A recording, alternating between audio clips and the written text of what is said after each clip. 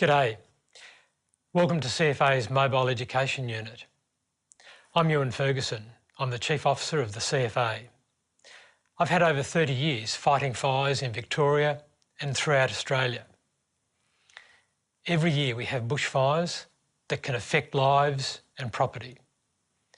Today we're going to look at three major bushfires which have defined the history of Victoria and have had effects on many Victorians. It's really important that we use these major fire examples to learn from history so that we never repeat past mistakes and we're better prepared for the future. Bushfires have been a part of the Australian landscape for millions of years, and the state of Victoria is one of the most bushfire-prone places on the planet. Before European settlement, fire played a central role in the lives of Indigenous Australians. Recent history has shown us how devastating bushfires can be. January 1939. It has been a long, hot summer. The state is suffering under years of drought.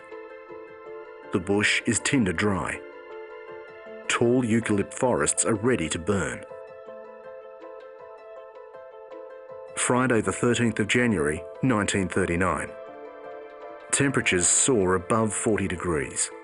Dry northerly winds sweep fires across Victoria. The many small bushfires burning across the state converge and intensify. The speed of the fires was appalling. They leapt from mountain peak to mountain peak, blown by a wind of great force. Townships were obliterated in a few minutes. Mills, houses, bridges, tramways, machinery were burned to the ground. Finally, on Sunday the 15th of January, rain falls. The losses are horrific. Thousands of square miles of blackened ruin. 71 lives were lost. 69 sawmills destroyed. Travellers on the highway were trapped and perished. When a bushfire grows to this size, it becomes incredibly powerful. As wind pushes the fire front forward, it gains speed and intensity, consuming the fuel in its path. A huge convection column rises high into the atmosphere above the inferno. The 1939 fires remind a new generation of the terrible devastation bushfires can cause. February 1983. Victorians swelter through another hot summer. A short but intense drought grips the state. Strong northwesterly winds on the 8th of February carry topsoil from the Mallee and Wimmera. A 300-metre thick wall of dust sweeps over Melbourne. It is an ominous sign of things to come. Last night, Melbourne dwellers tossed through the hottest night this summer and continued to swelter as the city temperature rose to 41 degrees at about 1 o'clock this afternoon. Wednesday the 16th of February is another scorching day. Fierce winds buffet the state. By that afternoon, there are 8 major bushfires. Wind gusts up to 100 kilometres an hour spur the fire fronts forward. Then, just before nightfall, a southwesterly wind change turns the long flanks of the fires into a dangerous new front.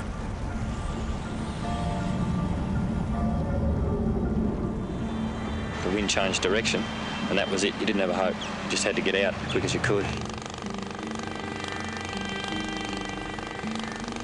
This is one of the many fires being fought throughout the night. It's 3 o'clock in the morning and we're at Kerry, just a few kilometres west of Riddles Creek. Firemen here are trying to save the local school, but a few minutes ago the wind blew up and now they've got a real battle on their hands. What are you able to save? My children. That's it. 47 Victorians died. Thousands of buildings were destroyed. And more than 300,000 farm animals perished.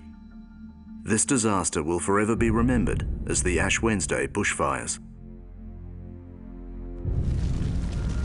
In an intense fire like this, convection columns dominate fire behaviour.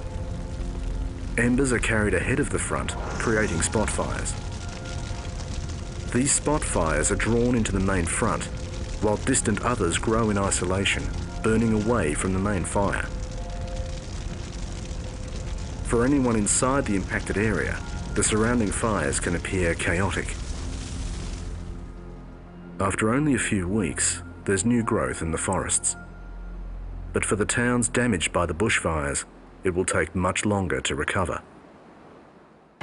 February 2009. After 12 years of drought, Melbourne's water reserves are at an all-time low. Water restrictions have been in place for years. The weather is oppressive, and there appears to be no relief in sight.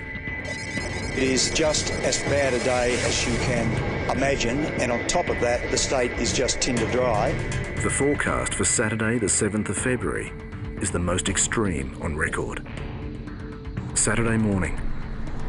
The strong northwesterly winds push hot, dry air in from the desert.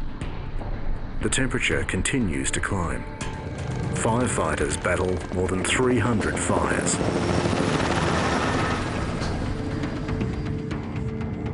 At 12:30, the wind surged. Within a minute, what had been light smoke began billowing into the sky. The fire was out of control. The shape of the land, or topography, can influence the way a fire behaves. Bushfires can spread rapidly uphill because there's a shorter distance for the heat to travel to reach the next piece of fuel. On an exposed hill, there's often more wind and hotter sun to dry out the trees and grasses. Strong winds and difficult terrain have made conditions so dangerous that no one has been allowed near this town on the ground. On the 7th of February 2009, 173 people lost their lives. Over 400 more were injured. The fires destroyed over 2,000 homes. It is estimated that more than 1 million animals were killed.